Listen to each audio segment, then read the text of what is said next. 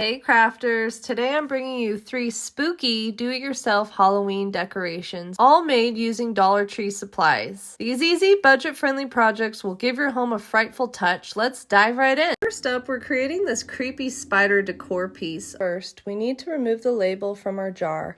I used an X-Acto knife for this, but if you're looking for an easier way, soaking the jar in warm water would work a lot better. Before we start working on the project, it's important to prep the jar so the paint adheres well. Lightly sand the glass surface. This will help the paint stick better by giving it something to grip onto. After sanding, wipe down the jar with rubbing alcohol to remove any oils or dust. This step is key to ensuring a smooth and long-lasting finish. Now comes the fun part, creating our spider web design. I used a hot glue gun and started by placing a dot in the center of one side of the jar. From there, I built out the web, adding lines radiating outward and connecting them with smaller lines. Don't forget to go over your design twice to make the web nice and thick so it really stands out. Your jar should look something like this once you finish this step. With our web design complete, it's time to paint. I covered the entire jar in black acrylic paint. This creates a dark, spooky base that's perfect for our Halloween theme. I painted mine with a couple of coats of black paint to make sure all of the cracks in between the hot glue is covered nicely. Let the paint dry completely before moving on to the next step. Now this is obviously not the same jar, but I forgot to film this next step, so I thought I better record it using this as an example. Once the black paint is dry, I added a bit of silver paint to highlight the web design. I used a dry brush technique, lightly brushing over the glue lines to make the web really pop. You could use white paint if you want a more traditional spider web look, but I love how the silver adds a little extra flair. This is how your jar should look once you finish that step. To make sure the paint doesn't chip, I recommend sealing the entire jar with a layer of Mod Podge. Next, I took some black netting and glued it to the top of the jar. This adds some texture and makes the design even more eerie. It's a small detail, but it really ties the whole piece together. Once that step was complete, I placed some spooky Halloween flowers into the jar and glued a giant spider prop to the front. And I finished it off by adding some fake cobwebs and smaller spiders around the flowers. This really brings the whole piece to life, or should I say death? The cobwebs give it that extra creepy factor that's perfect for Halloween. I added a bunch of cobwebs to my piece just to make it extra spooky. It's actually kind of ironic that I made a spider piece because I really don't like spiders and they actually kind of scare me. Next, we're turning this Dollar Tree birdhouse into a haunted home for ghostly guests.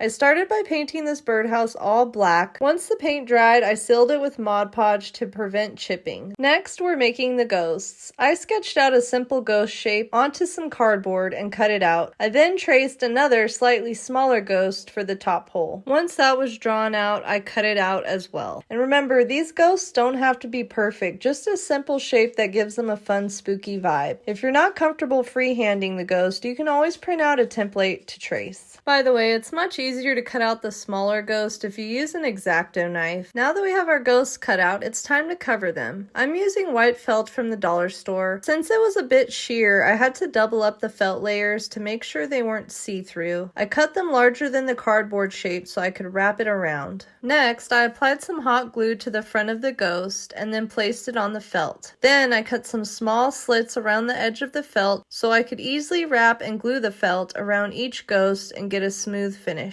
This step probably took the most time to complete. Once the front of both ghosts were covered, I glued some scraps on the back of each ghost, since it won't be visible anyways. When I finished this step, I double checked to make sure that they would still fit in the holes nicely since they were a bit bulkier than before. Now, let's give these ghosts some personality. I'm the ghost with the most, babe.